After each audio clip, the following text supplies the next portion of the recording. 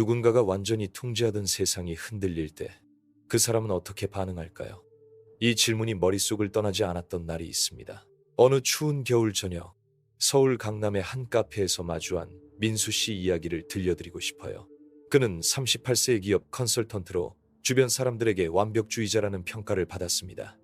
일과 인간관계 모두 완벽한 통제 아래 있다고 믿었죠. 그런데 어느 순간 민수 씨의 완벽한 세계가 조금씩 균열되기 시작했습니다. 그의 통제력이 흔들리자 이상한 행동들이 나타났고 그것은 마치 눈앞에 펼쳐지는 드라마처럼 놀라웠습니다. 내가 이렇게 될 줄은 몰랐어. 민수 씨는 그렇게 말했습니다. 그는 자신이 주변을 지배하는 느낌에서 벗어나 두려움에 휩싸였죠. 그리고 바로 그때부터 우리가 흔히 나르시시스트라고 부르는 이들이 통제력을 잃을 때 보이는 특유의 반응들이 시작됐습니다. 여러분도 혹시 누군가가 자기중심적이고 자신감 넘치다가 갑자기 불안해하거나 폭주하는 모습을 본 적 있나요? 그 변화는 단순한 감정 기복이 아니라 깊은 내면의 긴장과 분투를 보여주는 신호일 수 있습니다. 여기서 잠깐, 왜 이 이야기가 중요한지 궁금하실 거예요. 왜 우리는 누군가가 통제권을 잃을 때 벌어지는 행동 양식을 이해하려 애써야 할까요? 사실 우리 모두는 어느 정도 타인과 자기 자신을 조절하려고 노력합니다. 하지만 나르시시즘이라는 특성은 그 조절이 지나치게 극단으로 치닫는 경우를 말합니다. C.S. 루이스는 이런 성격적 특징을 단순히 자기애로 치부하지 않고 더 깊은 인간의 심리적 갈등으로 바라보라고 했습니다. 그의 관점에서 나르시시스트는 자신의 진짜 모습과 마주하기 두려워하며 끊임없이 가면을 쓰고 살아가는 사람들입니다. 민수 씨의 이야기를 다시 꺼내보겠습니다. 그는 회사에서의 작은 실패와 가족 문제로 인해 점점 더 자신감을 잃었습니다. 그런데 가장 흥미로운 점은 그가 통제력을 잃었음을 인지했지만 오히려 이를 숨기려 애쓰면서 상황이 악화됐다는 겁니다.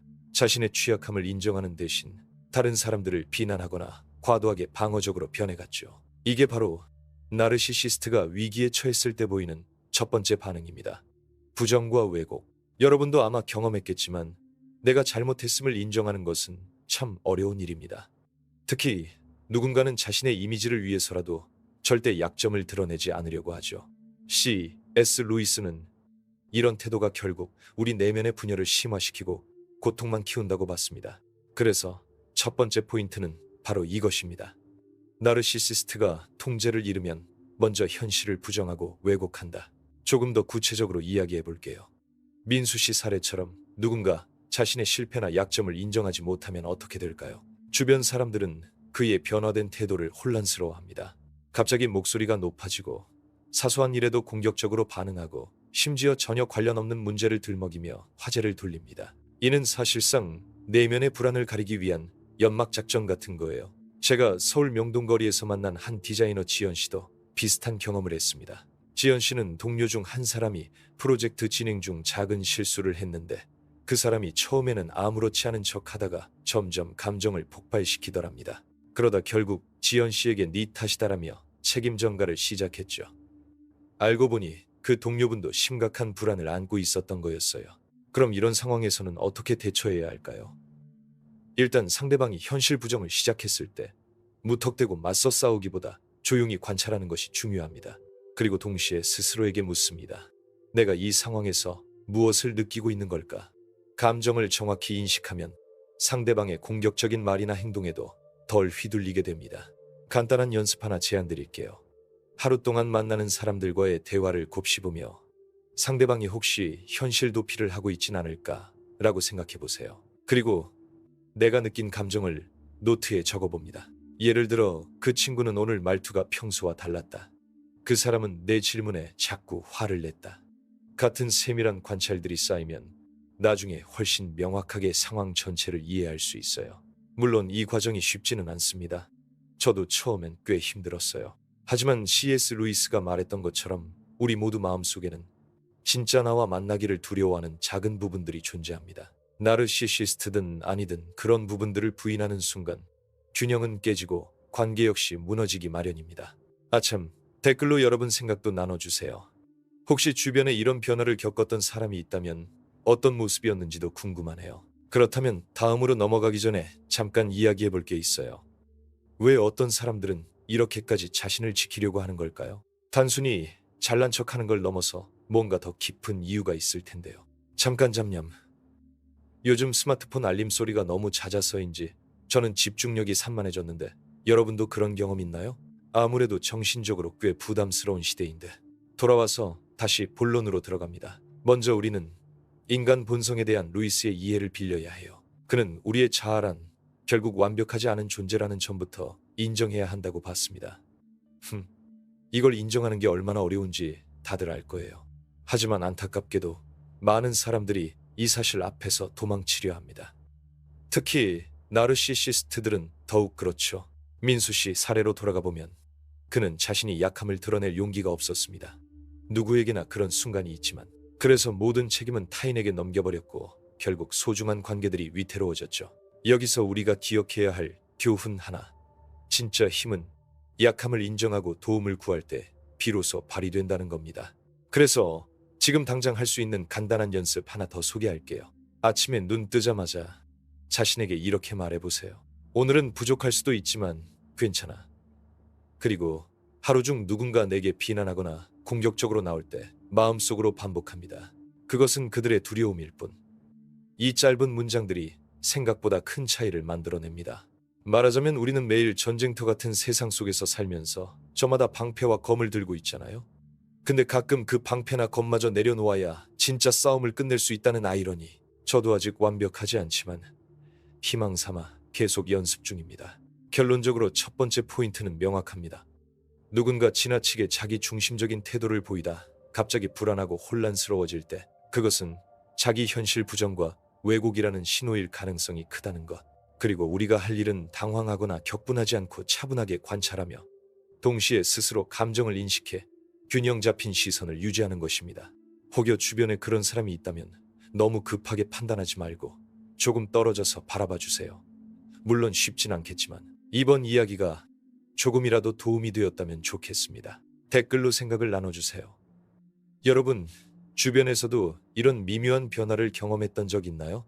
다음 시간에는 이러한 현실 부정 뒤에 숨어있는 또 다른 복잡한 심리적 메커니즘에 대해 다뤄볼 예정입니다. 그러니 천천히 함께 알아가는 여정으로 생각해 주세요. 그냥 무작정답부터 찾으려 하기보다 말이에요. 여러분 역시 저처럼 아직 미완성이고 늘 배우는 중이라는 사실 하나 기억하면서요. 끝까지 읽어줘서 고맙습니다. 민수 씨 이야기를 잠시 뒤로 하고 이번에는 조금 다른 각도에서 이야기를 시작해 볼게요. 통제력을 잃은 나르시시스트가 보이는 또 하나의 흥미로운 반응은 극단적인 자기방어입니다. 부정과 왜곡을 넘어서서 자신의 내면 깊은 곳에서 느끼는 불안과 두려움을 가리기 위해 때로는 과도하게 공격적이거나 과장된 행동을 보이죠. 서울 마포구에 사는 29세의 음악 프로듀서 지훈 씨가 떠오릅니다. 그는 평소 카리스마 넘치고 자신감 가득한 사람이었는데 지난해부터 주변 사람들에게 이상한 모습을 보여주기 시작했습니다. 어느 날 스튜디오에서 갑자기 동료에게 크게 소리를 지르고 다음 날은 전혀 다른 태도로 똑같은 사람에게 과도하게 친절을 베풀기도 했죠. 그 변화가 그의 통제력이 흔들리고 있음을 알려주는 신호였어요. 이렇게 극단적인 자기 방어는 마치 마음속 작은 화산이 폭발하기 전의 전조 같아요. 루이스가 말하길 진실과 마주하지 못한 채 감춰진 불안이 결국 외부로 분출된다고 했던 기억이 납니다. 지훈 씨도 사실 자신의 불안감을 숨기기 위해 이런 극단적인 태도를 취했던 거죠. 그러면 왜 이런 과장된 방어가 나르시시스트에게 생길까요? 루이스의 관점에서 보면 이들은 자기 이미지를 유지하려는 욕망 때문에 내면의 결핍을 인정하는 걸 참지 못합니다. 그래서 오히려 자신을 보호하려고 더 강하게 나가는 거예요. 이건 마치 균열난 벽을 보이지 않으려 벽돌을 몇 겹 더 쌓는 것과 비슷합니다. 그렇다면 우리 입장에서는 어떻게 대응하는 게 좋을까요? 이런 상황에서 무작정 맞서 싸우거나 반응하면 상황은 더 악화될 가능성이 큽니다. 대신 감정 거리두기를 시도해보세요. 상대방의 말이나 행동에 즉각적으로 휘둘리지 않고 한 걸음 물러나서 객관적으로 바라보는 연습입니다. 간단하지만 효과적인 방법으로 호흡에 집중하기를 권해드립니다. 상대방이 공격적일 때 깊게 숨을 들이쉬고 천천히 내쉬면서 마음을 가라앉혀 보세요. 그리고 마음속으로 이건 그 사람의 방어 기제일 뿐이라고 되뇌며 감정을 분리해보는 겁니다. 지금 바로 할 수 있는 연습 하나 드릴게요. 하루 동안 누군가 갑자기 과격하거나 지나치게 방어적인 태도를 보일 때 그 순간 호흡에 집중하며 5초간 천천히 숨쉬기를 반복하세요. 이어서 마음속으로 그들의 불안을 이해하려 노력한다라고 말해봅니다. 그렇게 하면 내가 감정적으로 휘둘리지 않는 동시에 상대방에게서 멀어지지 않는 경계선을 만들 수 있어요. 생각보다 쉽지 않을 겁니다. 저도 첫 시도 때 많이 흔들렸어요. 하지만 꾸준히 하다 보면 타인의 과잉 반응 앞에서도 중심을 잡게 되는 자신을 발견할 거예요.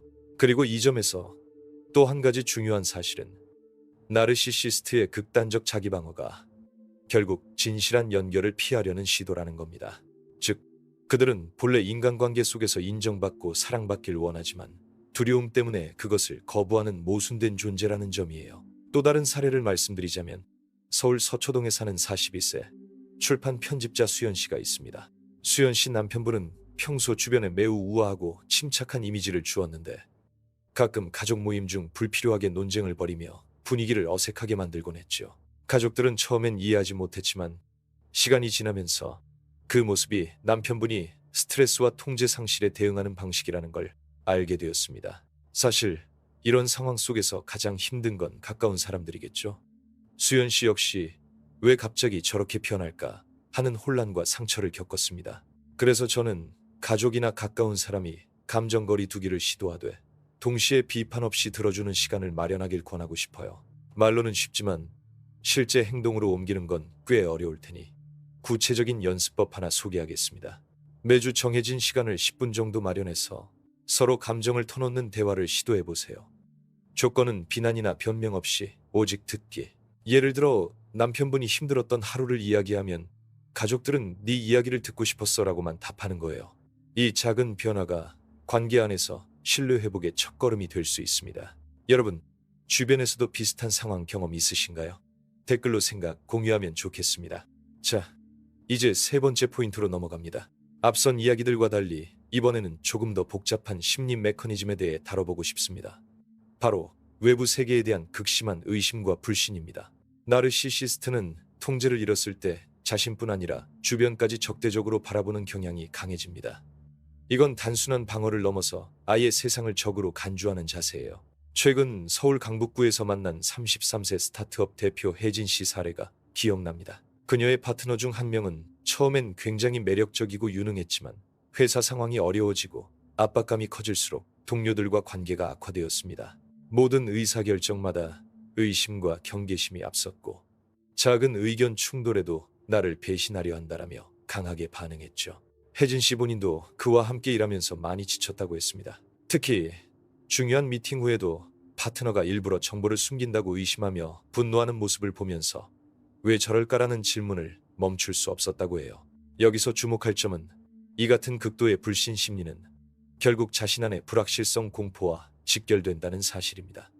루이스라면 이를 내면의 두려움이라고 표현했겠죠.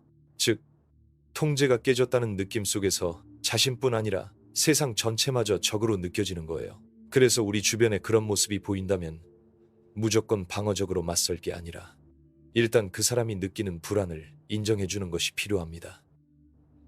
네가 그렇게 느끼니 힘들겠다 같은 공감 표현. 물론 이건 역시 쉽지 않은 일이지만 관계를 유지하는 데 큰 도움이 됩니다. 실제로 저는 상담 현장에서 이런 상황에 놓인 사람들에게 다음과 같은 연습법을 권하고 있습니다. 매일 저녁 하루 동안 만났던 사람들 가운데 누군가에게 조금이라도 의심이나 분노를 느꼈다면 그 감정을 종이에 적어봅니다. 누구 때문에 어떤 생각과 감정을 느꼈다. 식으로 구체적이면 좋아요. 그리고 그 다음에는 왜 그런 감정을 가졌을까? 곰곰이 돌아보며 내 안에 무엇 때문일까? 질문하는 시간을 가져보세요. 스스로에게 솔직해야 합니다. 예를 들어 최근 제가 만난 한 청년은 회사 동료에게서 받은 작은 무시에 크게 화를 냈다고 적었는데 자세히 들여다보니 자신감 부족과 자존감 문제와 연결돼 있었습니다. 참 신기하죠? 외부 사건보다 내부 상태가 우리의 반응을 좌우한다니. 물론 이런 과정 자체가 고통스러울 수 있지만 꾸준히 시도하면 타인을 향한 과도한 의심과 적대감을 줄이는데 큰 도움이 됩니다. 그럼 이 내용을 바탕으로 오늘 함께 나눌 마지막 실천 팁 하나 알려드릴게요. 매일 밤 자기 전 오늘 하루 동안 느꼈던 의심이나 분노 중 가장 컸던 것을 떠올리고 종이에 써봅니다. 필수는 아니지만 가능하면 감정을 구체적으로 표현하세요. 그리고 이어서 나는 지금 이 순간 충분히 안전하다라는 문장을 3번 반복하며 마무리합니다. 처음엔 어색하거나 부자연스러울 수 있는데 계속하다 보면 서서히 마음속 긴장과 경계심이 풀리고 나 자신과 타인을 조금 더 믿게 되는 경험을 하게 됩니다. 저 역시 비슷한 연습 중이라 완벽하지 않아요. 사실 우리가 살면서 맞닥뜨리는 대부분 문제들은 결국 신뢰와 관련돼 있거든요. 자기 자신부터 시작해서 주변까지 믿음을 쌓아야 삶이 좀 더 편안해질 수 있다는 거죠. 오늘 이야기들이 여러분에게 작지만 의미 있는 깨달음을 선물했으면 합니다. 나르시시스트라고 해서 모두 악의를 가진 건 아니고 단지 내면 깊숙한 곳에서 큰 상처와 두려움을 안고 살아간다는 점 잊지 말아주세요. 그리고 혹시 여러분 주위에도 비슷한 모습 보인다면 너무 섣불리 판단하지 말고 조금 더 깊게 바라봐 주셨으면 해요.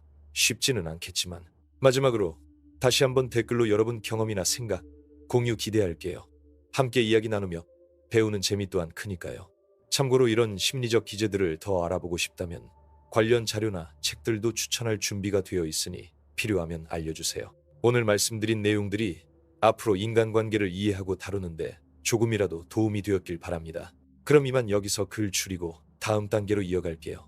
혜진 씨 이야기를 떠올리다 문득 이런 생각이 들었습니다. 나르시시스트가 통제력을 잃었을 때 드러나는 또 하나의 심리적 반응은 극도의 자기연민과 피해자 의식이라는 점 말이에요.